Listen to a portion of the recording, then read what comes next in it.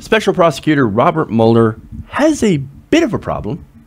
What to do if the president decides he would like to either pardon himself or his inner circle before anybody is charged with a crime. That is preemptive pardoning. Now, it is a legitimate concern because, again, he's been asking around about his pardon powers. Now, again, big problem, right? That is assuming Mueller actually has anything on Donald Trump. Now, my opinion is that he is building a good case against Donald Trump, and he does have it. Now, you can have a different opinion on that, and I guess that's fine. We'll see what happens in the end. But don't worry, on the pardon issue, Mueller's actually thought of something already. In fact, according to Bloomberg, Mueller, with his all-star team of prosecutors, who are experts in money laundering and foreign bribery, have a solution. Now, this is a man named Michael Dreeben. So that's his solution. He's hired on a guy named Michael Dreeben. Now, let me give you some background about this guy. Acting as Mueller's top legal counsel, Dreeben has been researching past pardons and determining what, if any, limits exist, according to a person familiar with the matter. Dreeben's broader brief is to make sure the special counsel's prosecutorial moves are legally airtight, so they actually can't find a way to overturn what Mueller does, which is pretty smart. Now, that could include anything from strategizing on novel interpretations of criminal law to making sure the recent search warrant on ex-campaign advisor Paul Manafort's home would stand up to an appeal. Now, Dreeben, 62, has built that expertise over 3 decades as an appealed lawyer at the Justice Department.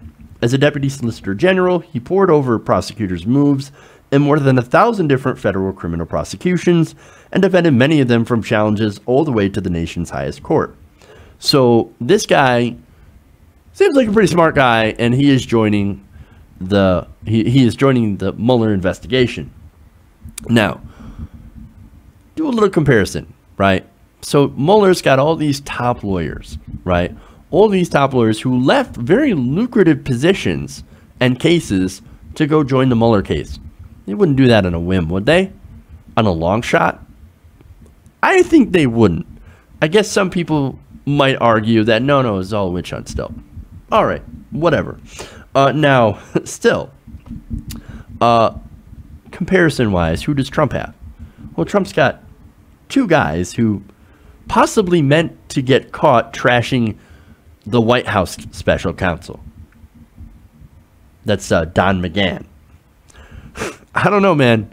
Trump, if they have anything on him, is likely screwed. Mueller is not fucking around, and he's shown that. Now, no wonder the White House is kind of nervous. Now, more on Mr. Dreeben. Dreeben has begun working on legal issues as a counselor to Mueller, but is still retaining some of his Solicitor General work for the sake of continuity. This according to Peter Carr, spokesman for the special counsel's office. Carr declined to elaborate on Dreeben's work with Mueller or make Dreeben available for comment. So, he's tight-lipped, man. So, okay. Now, the question you might have is why the Mueller team is so concerned with Trump pardoning people preemptively. Well, it's possible that they actually have something out. But it's also possible just for the fact that Donald Trump hasn't been shy about talking about his powers. In fact, a lot of people in Trump's inner circle have been in Mueller's sight. It's Paul Manafort, Jared Kushner, Michael Flynn, and of course, going back to where he's actually openly talked about his pardoning powers. And those are the people that he might consider pardoning, by the way. He said before that the president has a complete power to pardon. Now, why would you say that if you're not going to at least think of the possibility of using that for either you or your friends? Interesting. Now, Bloomberg also notes that some of those kinds of executive moves have been well studied, including Gerald Ford's swift pardon of Richard Nixon and Bill Clinton's exoneration of fugitive financier Mark Rich. However, in this case, the case of what they're looking at for Trump's campaign and Trump himself, the legal territory is largely uncharted over pardons of president's own campaign workers, family members, or even himself, and how prosecutors' work would then be affected. So what they're saying is that we haven't been here before. Now, I think you could say that a lot about this entire election cycle. For example, we've never had a reality show president or anyone like Trump in office. I mean, 8 years ago, this entire thing was unfathomable. We couldn't even imagine. But now we live in an upside-down world. So the question is that I think people are asking are, okay, so what does this guy bring to the table? Well, according to people who know him personally, he brings a credibility that comes from parsing how criminal prosecutions have played out across the country. According to Miguel Estrada, a lawyer at Gibson, Dunn & Crutcher, he has a knack for building careful arguments and the eloquence in court to lay them out in well-reasoned paragraphs. Now, let's just, again, compare that a little bit for fun with Trump when he's off the teleprompter. Just saying. I mean, there's plenty of video that you could look at for Trump making a speech, and then compare it to somebody who apparently speaks very eloquently and builds careful, reasoned arguments. Now, here's another interesting bit of information. Dreeben had previously argued on another corruption case that was very high profile. It turns out he went to uphold the conviction of former Virginia Governor Bob McDonnell. Now, Bob McDonnell was convicted of corruption. Now, that story happened way back in 2013. I remember covering it on the show. What happened is that Bob McDonnell received tons of campaign gifts. And he got Rolex watches, money, even catering for his daughter's wedding. All that was paid for by a very wealthy donor of his. Interesting. Now, on that case, you couldn't get more corrupt than Bob McDonnell. Now, sadly, of course, Dreeben ended up losing that case because our Supreme Court is incredibly corporate and donor friendly. So they decided, oh, these gifts, no, they're just speech. They were just talking to each other. Oh, is that how it works? So, but that was his last high-profile case, and even though he lost the case, John Roberts had some very encouraging words about him. So he spoke very highly of Dreeben and his arguments. He just couldn't get past the fact that, well, man, we really like corporations.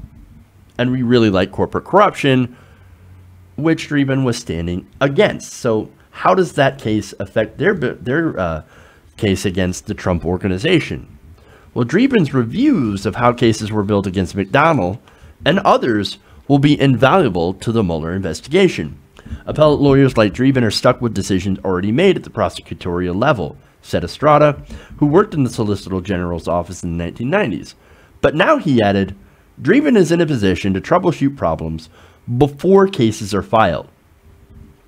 He said, you have to argue what you've got, and the cake is already baked. On Mueller's team, by contrast, Dreeben has the opportunity to measure the flour. Basically, that means he's been put in a very powerful position that can set precedent for prosecuting corruption at the presidential level. That's what this case is actually about. It's not necessarily about, ooh, the election, Hillary Clinton stolen by Putin. No. A lot of people actually don't care about that. Some people do, for sure, but that's not the main focus, at least for me. The main focus is Donald Trump's corruption and the corruption inside of his cabinet and any possible deals that could have evolved from said corruption. Now, whether or not anyone actually did corruption by taking money or information from a foreign government or made some sort of deal is what they're trying to find out. Now, that is going to be very, very important, that experience that Dreeben has in prosecuting corruption and the fact that he now is in a position to be able to set precedent. They're going to be very, very important moving forward, since this is uncharted territory. So he's got the opportunity, man. The Trump organization, anybody in it and anybody connected to it, if they're not worried before, they should be now. It looks like Mueller is dotting his I's and crossing his T's. Because this is another example of the kind of talent he's decided to bring onto his team. And the very reason that I believe Trump will soon attempt to shut him down. end his investigation. We'll have to see whether or not that happens, or if he can finish his investigation and we can see what he's found, if there is anything to be found. Stay tuned. That story is not over yet. Hey everybody, thanks for watching this video. If you want to see more like this, please hit the subscribe button below. And if you want to support truly independent progressive media, please consider becoming a patron at patreon.com/TYTNation.